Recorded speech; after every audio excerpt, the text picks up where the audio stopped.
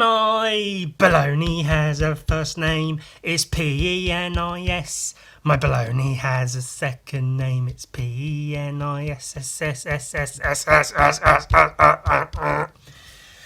We're starting off with beverage of the week.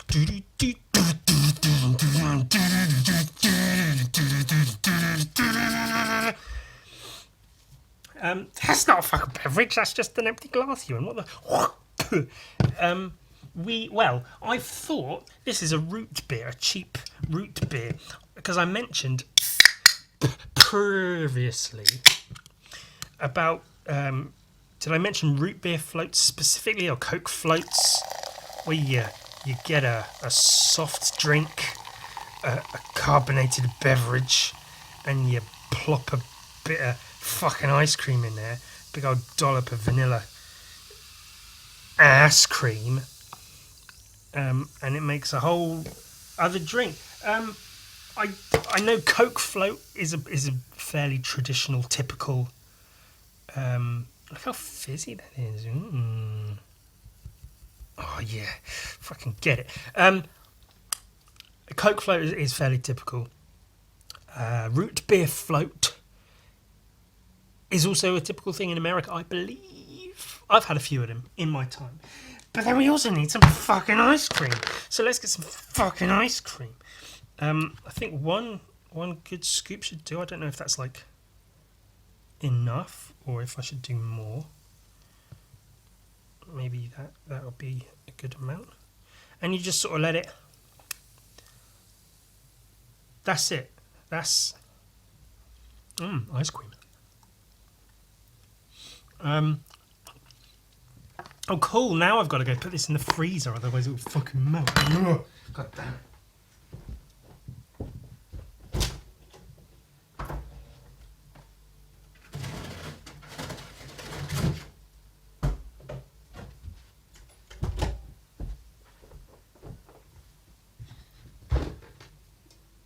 So that's some excitement for the fucking... Whoa! It's fizzing up.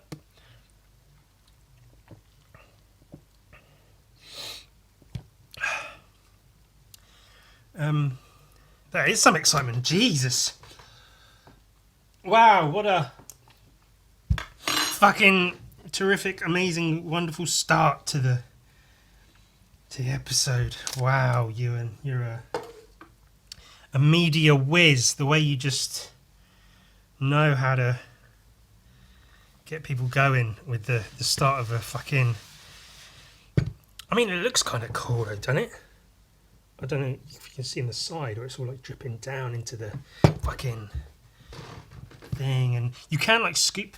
I've got a teaspoon, so I can like scoop some of the ice cream out of like ice cream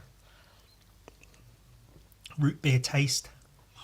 It's all right, I guess. Doesn't taste amazing. Tastes like a slightly vanilla-oriated root beer. Ooh. Ooh.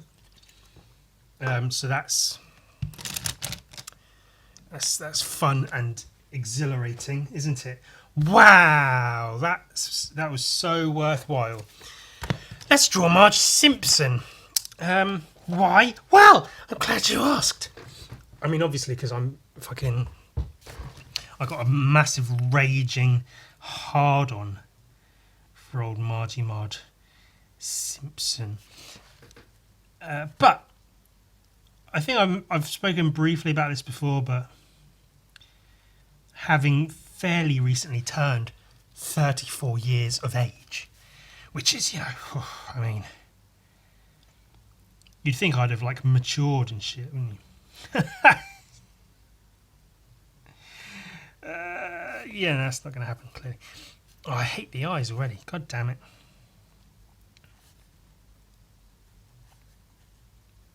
I'm trying to be too neat and tidy. I need to give up on that. That never works. It always makes for shitty artwork if I try that. Not that the artwork necessarily looks shit if I try and make it all tidy, neat and nice. But it can look like laboured. It can look like you're sort of worried more about keeping it nice and tidy than you have about making it like interesting to look at. Do you know what I mean? Do you know what I fucking mean? But so in one of the very first episodes of The Simpsons ever made, Marge has a birthday and she turns 34 years old, which is just such an odd thing that, like, I know there are people out there older. I know there are people that exist that are older than 34 years old, but I'm not, and this is my fucking show, and it's me, I'm the important one. I've got to actually drink this now, god damn it. Look at the froth, wow, look how frothy that froth is, and it's actually not that great. I mean, it's not bad. It's, like creamy, vanilla-y, whatever. Yeah, so I'm now the age that Marge Simpson was at the start of The Simpsons, which is so just odd. I mean, it's not that odd. It was bound to happen sooner or later. It's sort of inevitable. I was going to reach that age one day. Or was I? X-Files music go here. But now it's happened. I'm Marge Simpson's age, which means maybe I've got a chance with her. See, because I think she's hot. I can't even say specifically why I think she's hot. I'm sure a large part of it is because she's with someone like Homer, and she's got very low standards, and by that, I probably would have a chance with her. She turned down that rich fuck guy who was like trying to get with her in high school or whatever. Was his name Marty or something? She turned him down, and he had like shitloads of money, and he was like influential or whatever. And maybe it's a sign that she's just not too bright, and that's clearly something I'm attracted to. That was not a dig at anyone, by the way. That could make it sound like I'm referencing a particular person, which it's not. That's not at all. Or maybe it is. Do. And even so, I don't think anyone I've been with actually wants to fucking sit through listening to my fucking podcasts. Why would they? That'd be fucking weird. But I'm Marge's age. That's the crux of the whole thing. That's what this week's episode is based on. It's a very, sometimes I write down notes and I've got like several talking points. I can go over this and that, art and culture, the sort of things we normally babble on about. And this week all I've got is, I'm the same age as Marge Simpson. Isn't that fucking funny? It's bloody hilarious. Except it's not.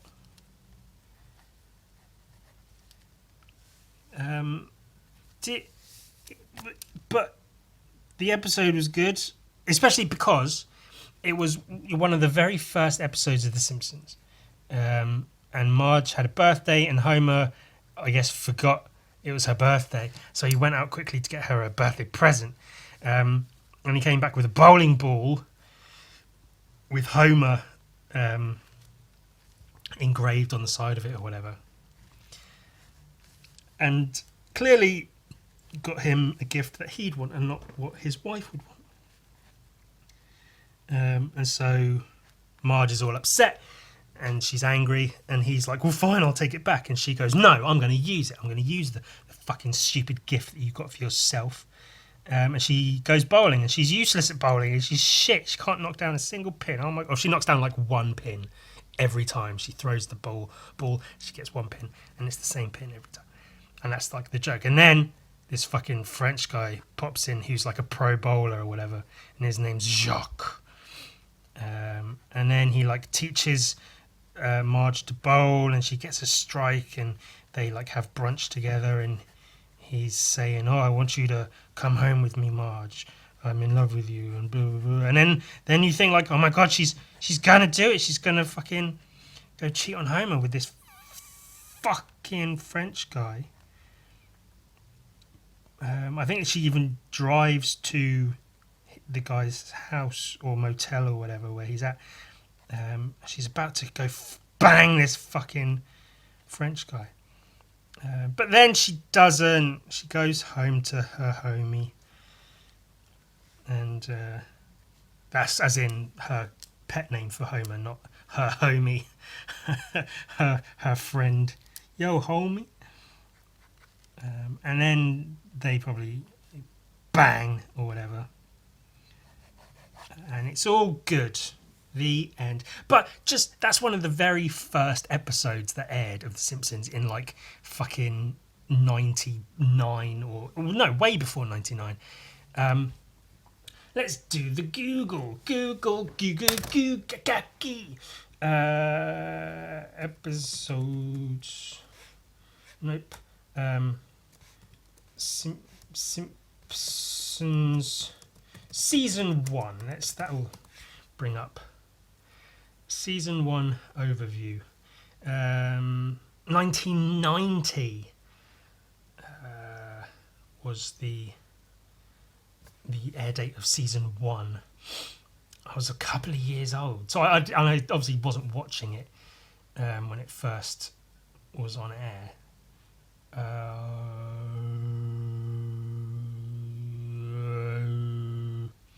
Where is it?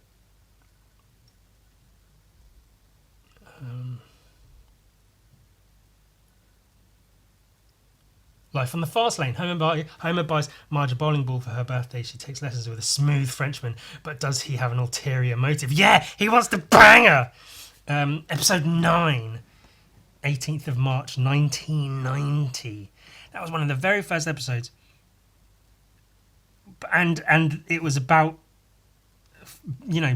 Marge potentially cheating on her husband. Those peoples are fucked up.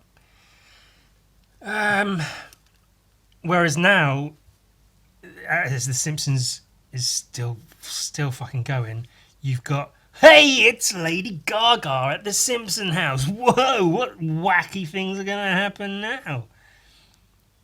Where it used to be actual, like, shit going on. Fucking family things and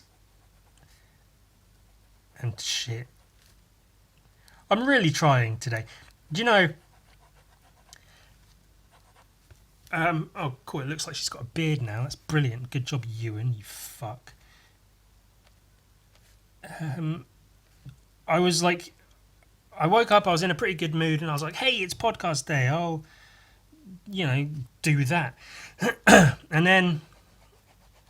I got all my shit together. I went out, got ice cream. I got a root beer for my root beer float, which now looks like fucking clay.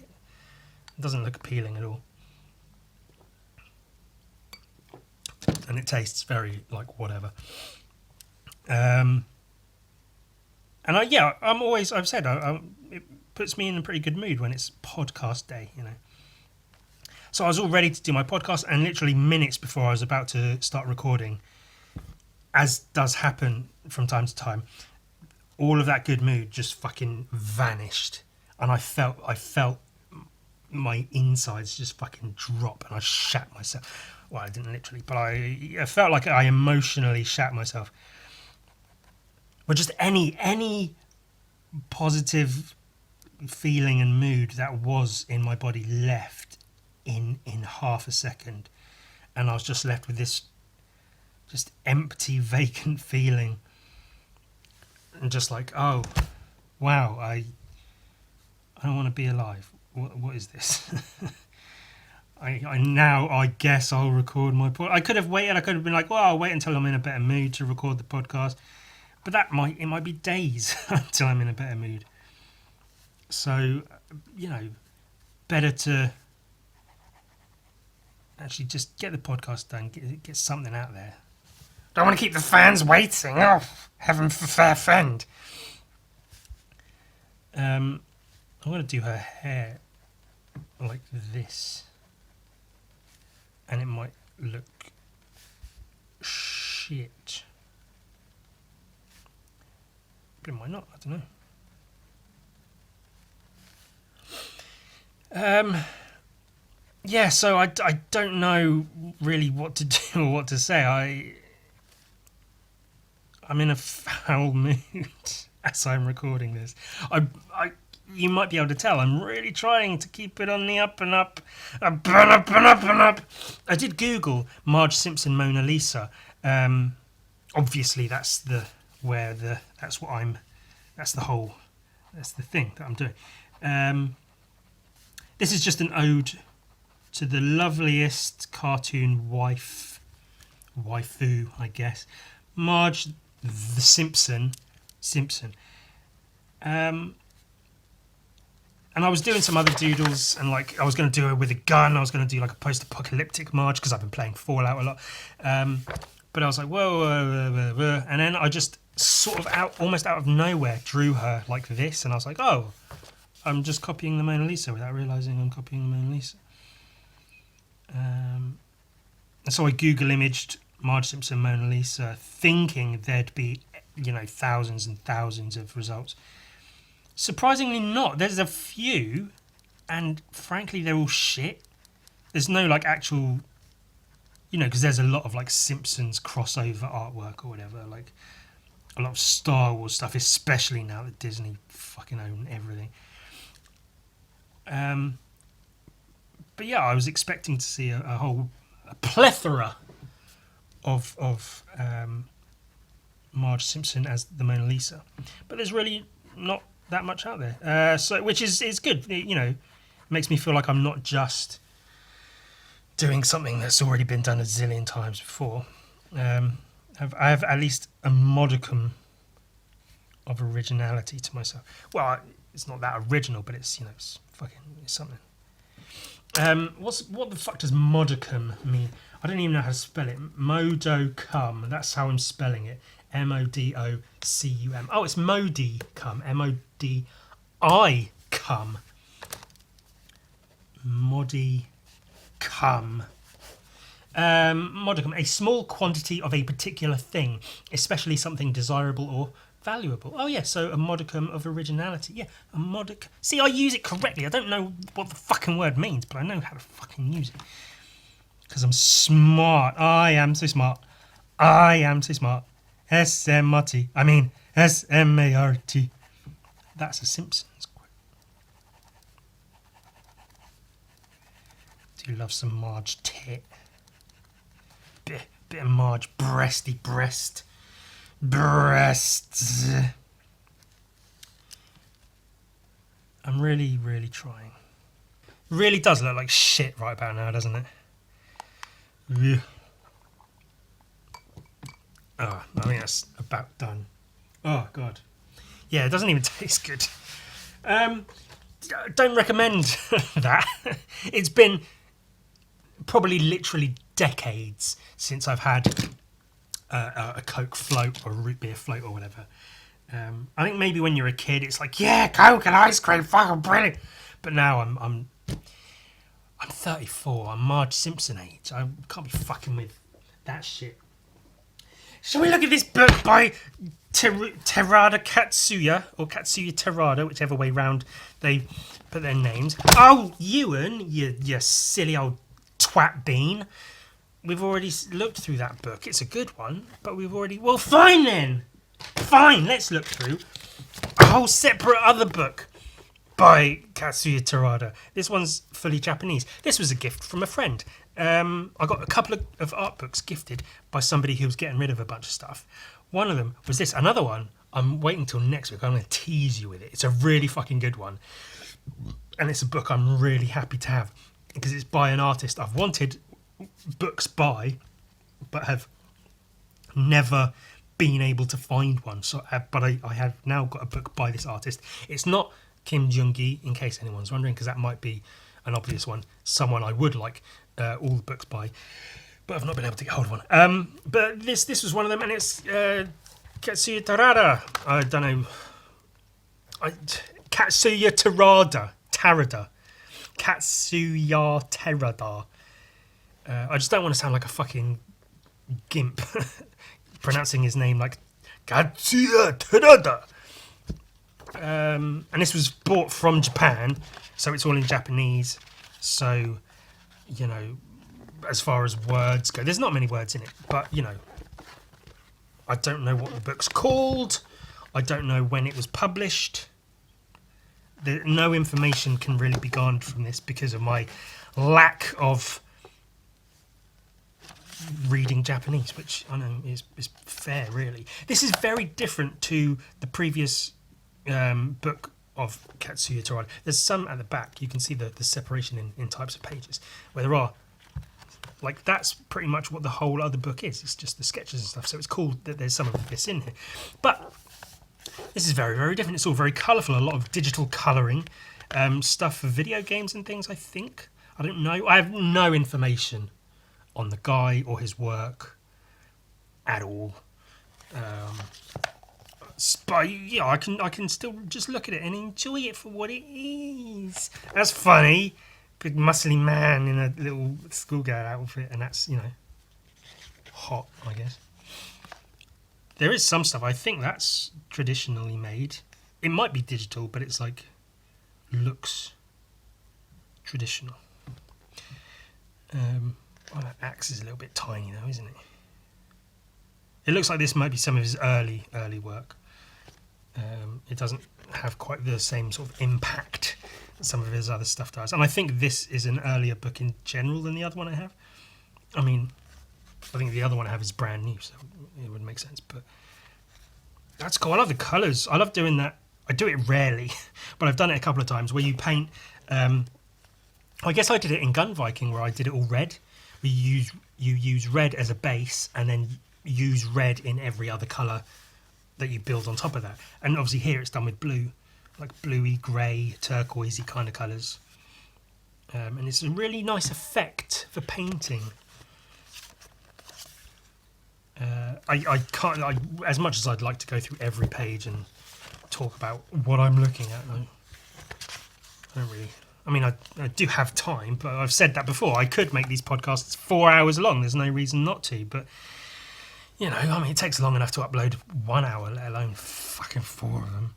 A bunch of apes playing video games. What are they doing? Where did they get those from? Silly. These look like they could be storyboards. Oh, there's Zelda, I think. Yeah. It's Link and Zelda and that guy. Pig, is that Ganon? That's cool. An actual painting. And that blue one, that was traditional media as well, I believe. So that's cool too. It's just in this book in general there's a lot of digital. So when I do see traditional stuff, it's good. It makes me do the happies, the happy haps. Oh, apparently there is quite a bit of traditional painting in here as well, which, you know, I guess I just overlooked. Oh, that's fucking nice. The texture and shit. On the creases in his face, and the red against the blue is really nice. The hands cool, the body. He's got his nipple pierced. The detail on the axe is, that's really, really nice. I like that. I like that a lot. Oh, those are cool. Very cool textures. Textures, and then textures. It's digital, yeah, so, you know, not great, but we give it a pass, because whatevs. Fuck off, you. We've had enough of you. That's cool. I like that.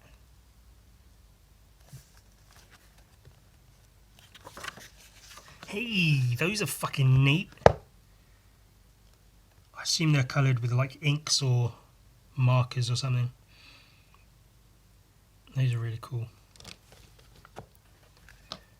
I don't know if they are Street Fighter or just another fighting game. They all look vaguely Street Fighter-ish, but then... no information about anything in here, about what any of it is used for. I guess that's Castle of the Dragon Lord, the Dragon Warrior. Nintendo Power 189, number 9. I guess that's what that was for. But on the whole, there's very little information, which is almost, good. Or maybe people would prefer that with my work. They'd prefer I put more words with my pictures and say, oh, this was drawn for this and this was it. But having been published very little, almost all of my work is like, oh, it's commissions or it's personal work or whatever. So there's not really much to say other than I like this drawing, which is why I put it in the book. Which, is redundant to say. There's no reason to say I like this drawing. That's not one of his best. There's a lot of these pages where it's just like a weird, like, zoomed in thing. It's quite blurry and it's maybe not his best work. Maybe it's just filling up pages. I don't know, but...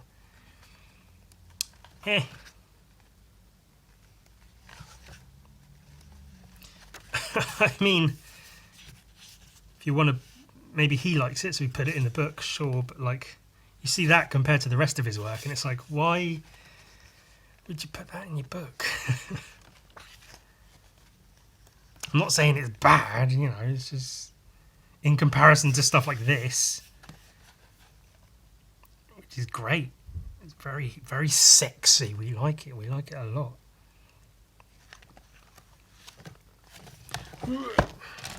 That's cool.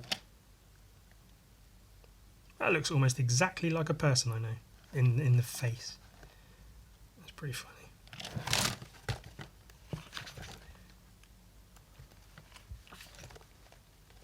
Hey, that's pretty neat. It's like a flipped image, but it's slightly different here and there.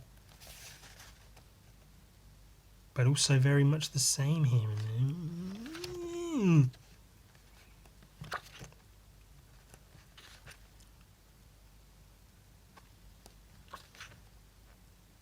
Hey, that's the onion guy from Parappa the Rapper. I fucking love that game.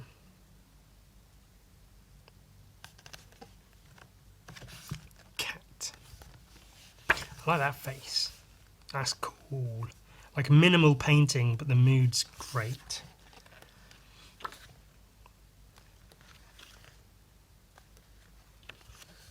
Oh, that's a penis. There's a few of those in here.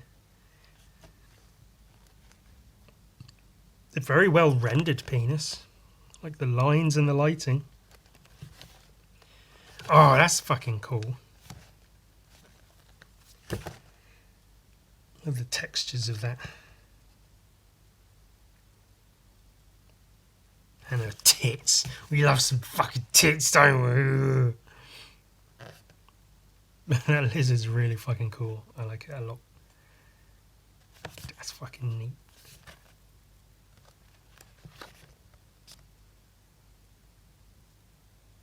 Like, I draw a lot, and I've got a lot of pictures I can put into books and things.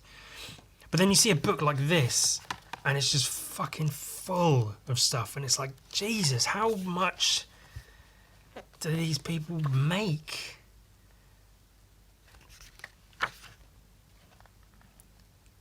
It's things like this that make me think I should, fucking step my game up. Especially, obviously I deal with what I deal with, depression, whatever, and, I'll draw, like, a butt drawing and be like, whew, whew, whew, that's me for the day. I'm done. And that's like,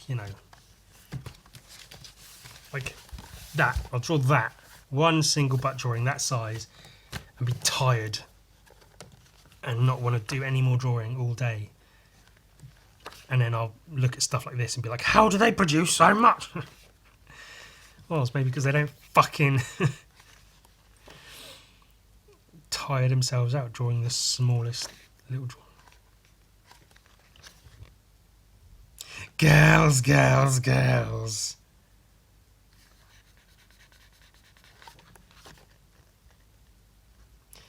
Some cool paintings, though. Considering they're digital. Well, I love the shape of this. Like it feels very realistic. Not like hyper-realistic, like photorealistic, but in terms of structure, it feels very, very solid feel to like the shape and structure of that face. I like it. I like it a lot.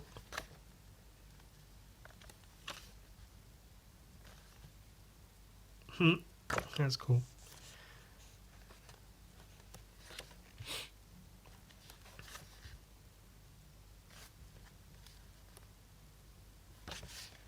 Ooh, ships. Spaceships and shit.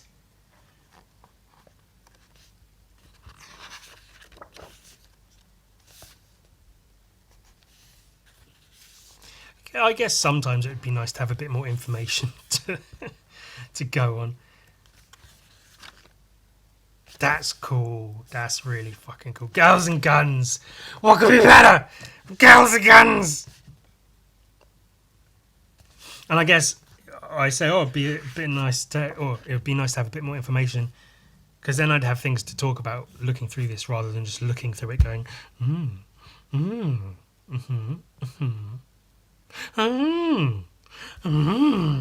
This is really cool, and this is quite a neat little like it's not quite split because that is there, but it's part of it just to fill out the pages, I guess.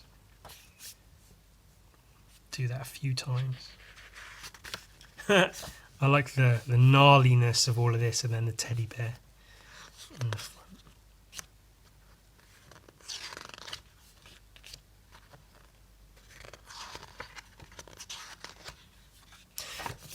Every time drawing like old, wrinkly, horrible, gnarly people like zombies and stuff is always so much better because the textures you can get in the faces, even with no eyes. And then you draw like a woman's face and it's just so like literally fucking dots for eyes and nose and a line for the mouth. Just like, oh, it's clean and pure and nice. Ooh. But boring as fuck. And easy to fuck up if you're drawing it. Whereas this, if you fuck up on this, no one knows. It adds to it even. Can make the thing look better. Get a bit more fucked with it. That's fucking cool. Like, that's cool, but that's fucking cool. Line work is... Because there are some artists that do a lot with a little. Like Jock, the comic book artist. He does a lot with, like, shape. And not a lot with line work. Like, his lines are very minimal, but he uses a lot of just bold shapes and like textures and stuff. And he makes some really good, cool imagery, some really powerful like posters and covers and stuff. But in terms of artwork to look at, line work is the shit that, you know, is fun to look at, like this. See, well, this is cool, and you can go, that's a badass image, the shading and stuff, and the background. Cool. But, and you see this, and not necessarily because it's all, like, so much detail in it, which is impressive in itself, but just, there's just something about lines, about drawing, which is why I like cross-hatching as opposed to, like, shading with ballpoint pens. Because I like lines and I like making images out of lines. You know how Quentin Tarantino fucking bangs on about, oh, when you're watching a film, an actual film, shot on film, you're not watching, you know, movement. You're watching the illusion of movement because you are literally watching one frame after another be passed through a light in quick succession, which gives the illusion of movement. Whereas if you're watching a digital recording, you are literally just watching a recording of somebody moving. And so he likes that illusion, or, you know, that's what he says or whatever. But I do feel him in one respect because, or in several maybe, because it's the same with, you know, cross-hatching and stuff. you're not looking at, smooth shading. You're looking at a shitload of lines all done in different ways that come together to give the impression of relatively smooth shading or whatever. And that's why I like lines and tits. Left big. Good instruction. Not really instructions, but I like the frog helmet. That's fucking cool. See-through frog helmet. Sci-fi babes. It's a pretty big market for that in general, I think, isn't there? Well, that's cool. Kiss me. That's a cool, like the angle and stuff, and the wrinkles in the tummy and the fucking drippy jelly penis things, smiley penisy melty things. It's very cool. And I love the tan hair and then pale tits. I tried to do that in my work as well. It's it's a good visual thing, and it adds a lot of like weight to a breast if you do that shit. The lizards, man. The lizards in this are really, really good. Those tattoos are really nice. They're really well drawn as well. They look very tattoo-like. Because it's easy to like draw this on a bit of skin and it look like a tattoo, kind of. But it looks like you've just drawn on it. Whereas those are done in such a way that they really look like tattoo ink on skin rather than just drawings. And that lizard's really fucking cool. That's cool. And that's cool. The hats, man. That's amazing. All this shit. This is where I get lost. Like when I was doing that Victor Vaughan drawing last week, trying to draw like his gauntlet or whatever. I don't know what to fucking put in there.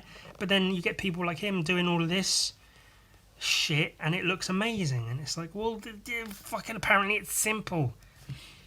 Evidently it's some milking machine that she's drinking from the nipples on her fingers. That's kind of cool. I'm into that. Cinderella. This is all for a very, like, a tank girl version of Cinderella or something. That's how it appears. I don't know, but it's kind of cool. Like she's fucking Furiosa or something. Killing fuckers in a wasteland.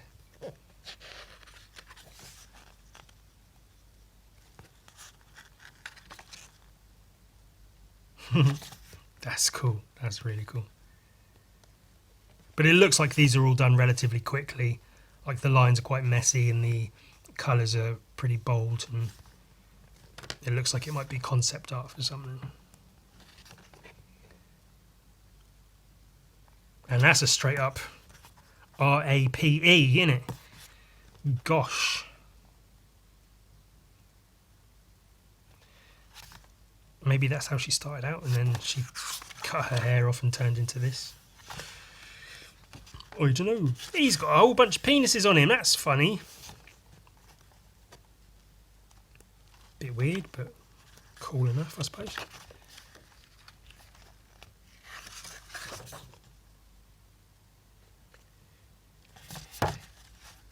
That's another one where like there's a few of these I have in my books where it's pages that aren't necessarily the best drawings ever, but like just a little thing that I happen to kind of quite like, so I put it in my book. And this feels like it might be those where, I don't know, maybe he likes them, maybe he doesn't, maybe he's not even the one putting the book together, I don't know, but I don't know, they're just, again, it's just in comparison to all the other stuff he does. You see this and you're like, why is that in the book? It's weird. I mean, it's all weird, it's all fucking weird, I don't know what's going on, but it's, some of it just appears better drawn than other bits. Like these, that's really fucking cool. That could almost be Rocksteady and Bebop, couldn't it? A rhino and a warthog. Like an old fucking medieval Rocksteady and Bebop. Both are really fucking cool. Those are really, really fucking cool. I like those. I like those a lot.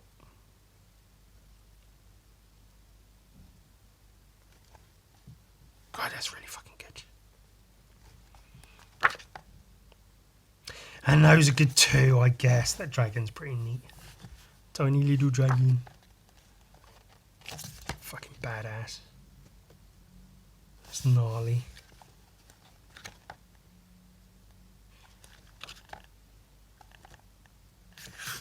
That's a shape.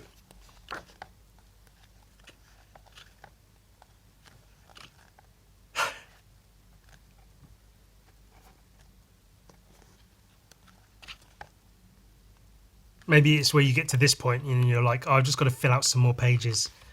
Oh, I just put in some fucking whatever, just some stuff, drawings of fucking tea, a mouse, whatever. And then, I don't know if these are notes on the drawings or the pictures. Never give up. 2. I think I do prefer the sketches though to all the colour work. Because it's lines. I like the lines. And I like drawing, ultimately. Painting's cool. And making an image that looks good, even with digital colour, can look really cool. Can be fun to do. But ultimately, I want to see fucking cool drawings. Yeah, that's what I'm about. And a bit of dick. Some hot naked cat girls and fucking skulls and shit. Yeah.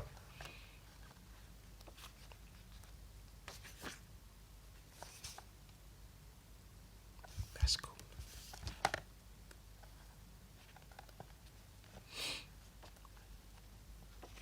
I like that.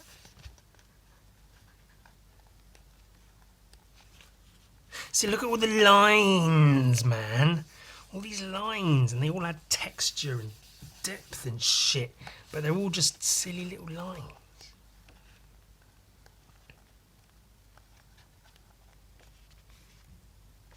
Some anatomical studies. Those are cool.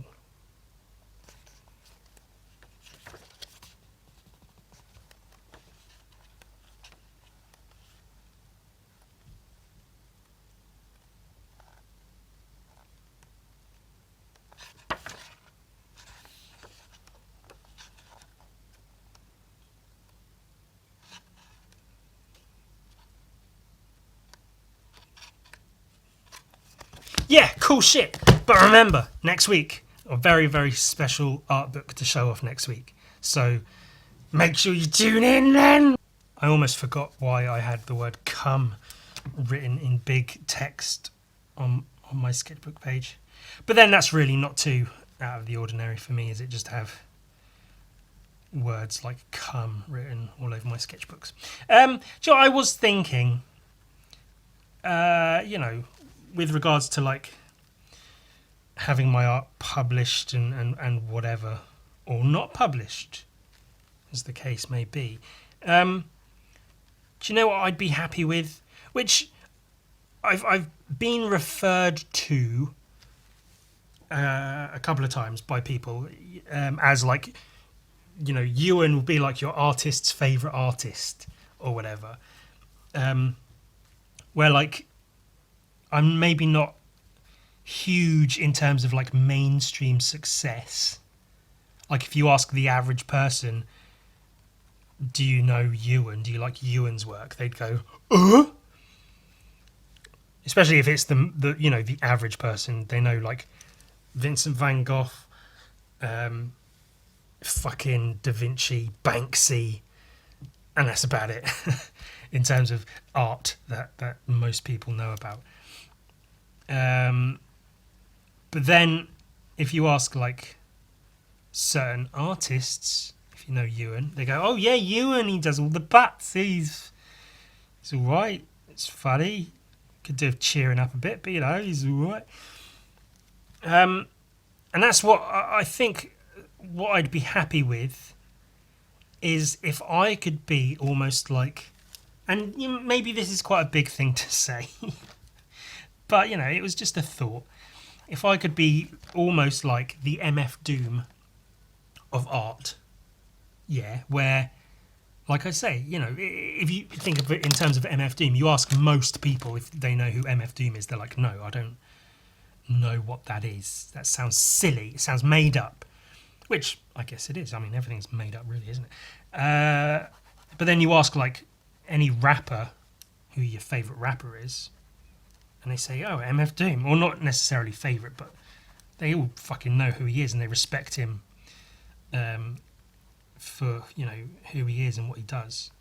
Like, you'd be hard-pressed to find someone who knows hip-hop and doesn't have, you know, nothing but good things to say about MF Doom.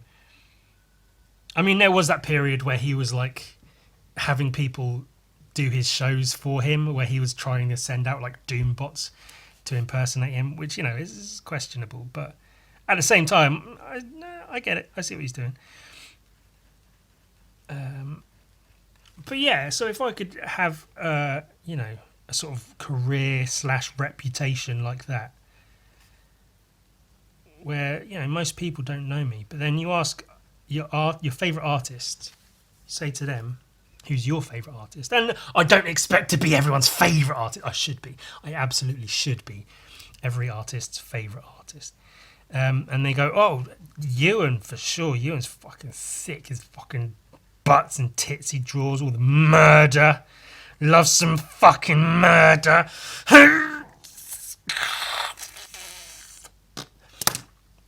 Really unhappy with these pupils.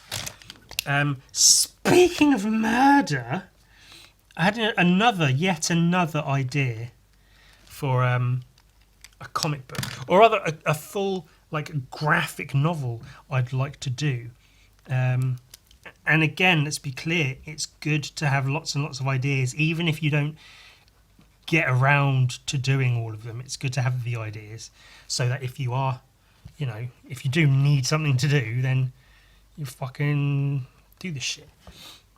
So my new idea is, because there's been a few autobio comics that I've seen lately, which is obviously autobiographical, where a person is just telling their life story or certain events in their life through the medium of comic books. And that's not by any means a new thing. That's been done lots and lots of times, largely done through, like, the underground comics in, like 70s and 80s and stuff. I think this is not researched at all, so, you know, this is going off very limited knowledge. But that's basically it. You know, it's been done, it's not new, but people still do it. Now, that's all cool and well and good and whatever. I've always been a bit meh about them, because it's very rare that people's lives are, you know, so interesting that I actually give a shit about reading them. I mean, it's very rare that I actually sit and read a comic rather than just look at the drawings. So if it's an autobio comic and all the drawings are like, oh, this is me going to school, and school was hard because I was depressed, and this is me in a job, and jobs were hard because I was depressed, and then I started making comics, and life got a bit better, but I was still depressed.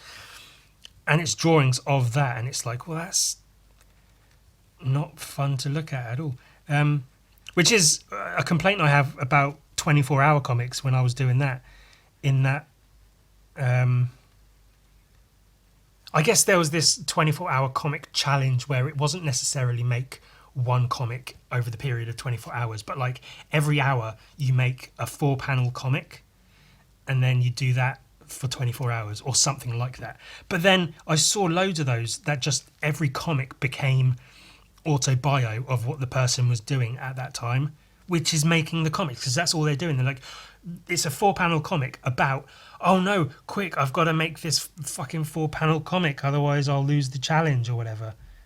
And they're all just so boring, and it's like, what's the point in doing it if you're not going to try and make it fun and interesting? Which is what I really tried to do with the 24-hour Gun Viking. You know, I tried to throw something together quickly, but I also did try to make it look good and have, you know, a relatively interesting story. It's very, very debatable on whether or not I achieved those things, but at least I fucking tried. I didn't just make a 24-hour comic about me making a 24-hour. It's redundant.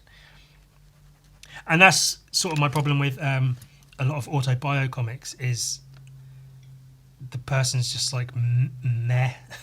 Like, I don't care about their stupid life. Especially when you see some people, and I will be trying to get hold of certain things and show them off, but some people make them and they're very, very young, like they're in their 20s, and it's like, how are you making a comic about your life and you're 20 years old? Like, maybe you've had an eventful life, maybe certain events that shouldn't have occurred, and, you know, it's worth putting those down on paper. I'm not saying you shouldn't make them, I'm just saying don't make them, they're really boring. So anyway, I had an idea to make an autobio comic. Obviously. But now here's the kicker. It would be an autobiographical comic, completely true to life, and it would be a drawing. You know, I've got my silly little guy I draw in place of me in a lot of instances. But this one would actually be like, you know, it would look like me drooling into myself. Or, you know, for all intents and purposes, it would be drawn to look like me. It would be set in my home. It would detail my life here and there throughout the years, maybe some parts of like college and university, and having jobs and making art and all of this and that. But I'd throw in there confessions about how I'm actually a serial killer. Yeah. And it would be titled something along the lines of, I'm a serial murderer and nobody knows about it. And then the whole comic, it would be so like realistically done and true to life that you would think, is he actually admitting to this? And I'd talk about, you know, oh, there was the time at college and I was, you know, with this girl, fucking whatever, and later on I went and killed her because I wanted to see what her blood looked like on my hands. I tried not to make it too edgelordy, you know, like trying to get a reaction out of people. But it would be like dull, uninteresting me living my life interspersed with like graphic drawings of, you know, dead people. And then detailing like, oh, and this is, I looked up how to, you know, like surgically amputate limbs so I could cut them up easier because my home is small and I only have room for like a certain amount of bodies, so I can't just have bodies everywhere in my home. So it's in my best interests to get rid of them piece by piece. And here's how I did that, and then do little drawings of like me learning how to cut up bodies and like cook and eat parts of them and drink the blood. And it would be, I'd want it to be seen as a work of non-fiction, even to the point where like I'd want it to be described as, you know, Ewan's new non-fiction graphic novel, but like always with these quote marks around him saying non-fiction, just so there's like, it's obviously not real, but it might be real. And I thought that could be funny as well, is I could spend like the last, I don't know, fucking 10 pages just going back and forth. Like the last, what you could think would be the last page would be like, oh, and bear in mind, you know, none of this actually happened. This is all just for entertainment purposes. It's not real. And then you turn the page and it goes, or is it? It could be real. It's very detailed, blah, blah, blah. And then you turn the page again and it goes, nah, just kidding. It's all made up. You turn the page again. Oh, but it could be real. I just think that could be a fun little fucking, you know, a twist on the old autobio comic. Plus, I get to draw a bunch of dead bodies, talk about how I've murdered all these people and nobody knows about it. And like, I take, girls I've, been seeing in my life and like take their name and just change it, like keep the first letter of their name and just change the rest of their name. So if their name, for instance, was Sarah, I could change it to Sandra or something better than that. Again, I'm not feeling great. I don't have, my imagination isn't running wild currently. I'm just trying to explain. Again, probably over explaining as I tend to do. You might be sitting there thinking, I get the idea, Ewan. You don't need to keep going on and on and on. Like, I get it. It's a good idea. Do it or don't. Since you apparently don't do any of these ideas you actually have. It's all time. I don't have time to do it all. I need financial backing. I don't give a shit about having loads of money and a big house and a car. I just want enough money so I can sit tight and make fucking comics. That's all I need. That's all I want. Just give me that much at least. Fuck! But in the meantime, I'll draw Marge Simpson. Could have drawn her naked, couldn't I? Well, I guess I've already done that. I've done that a few times. Done that a lot in the past. I really do wish I had kept hold of all my Simpsons porn from back in the day, but a scared little teenage Ewan had to throw that shit out, and I had to throw it out again and again. Because those plastic wallets you put into a binder and you put a bit of paper in and it keeps it nice, and then you flip them. I had those. I had one of those, and I'd put a couple of drawings in there and then keep it under my bed, like under the mattress or whatever, to keep it safe. And then that's where the drawings would go, all of my porn drawings and my Simpsons porn drawings and all the rest of it. Because we didn't have the internet for the longest time, so I drew a lot of my own porn. And then when we didn't have a printer and stuff. So I'd draw images. I'd use myself as a printer. I'd see, pictures I liked online, and then I'd draw them. Which is, I've expressed that before. I did that in an autobio little comic on Instagram about little young Ewan going to the store to get candy or whatever, looking up, seeing all the adult magazines on the top shelf, getting a little young boy boner, and then running home and drawing what I saw. I did that for years and years afterwards on the internet. I'd see all the, the sexy, disgusting images online, and then draw them when I was offline, so I'd have a copy of them. And even if we did have a printer, I wasn't going to sit there printing out loads of porn. My mum going, "Where's all the ink gone? Why isn't there any ink in the printer? I just filled it up." And me going, "Oh, sorry." So yeah, I'd have all of these drawings in this plastic wallet, up until the point the plastic wallet was splitting because it was packed with so many drawings. And occasionally, if I stumbled across certain kinds of newspapers and publications over here that have more adult content in, there'd be a couple of pages of those ripped up and put back in this plastic wallet. That kind of thing. And then it got to bursting point, and I'd be like, this is too big, it's going to get found, and I'd throw it out. Maybe someone found it when it was in the trash. Maybe those drawings still exist out there somewhere, where someone was taking out the trash, the bag split and they fell out, and someone went, "What the fuck is this? All this hand-drawn pornography," and they kept it. Who knows? That would be really funny, actually. And then I'd get another plastic wallet and I'd start the cycle again and fill that one up until it was bursting. And yeah, very religious house, and the word sex was a bad word, so you couldn't talk about this stuff. So having that kind of material was, punishable by, I don't know what the punishment would have been, just by having my mum be angry at me, and I'd have to talk to the priests at church about it and whatever. So it was very much in my best interests to keep it all under wraps, keep it hidden, and then get scared that someone would find it and throw it out, and just do that again and again.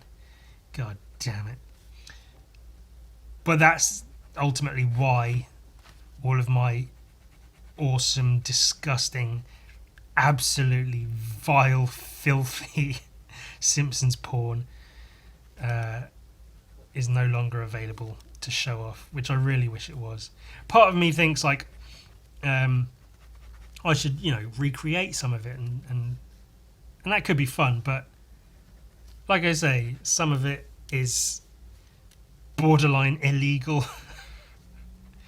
Bear in mind, some of the characters involved in The Simpsons are children, and I drew a lot of characters from The Simpsons. I won't say that I drew children, I will say I drew a lot of characters from The Simpsons.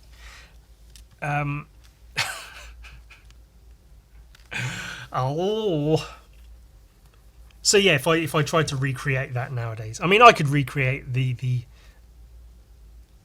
slightly more appropriate stuff, but even so, I don't know if it's worth bothering necessarily. Plus, like, I mean, I can show it on here maybe. I can't really post it on Instagram if it's too pornographic. It'll get deleted. I'll get my account removed again. Oh, so much hassle being a fucking pervert.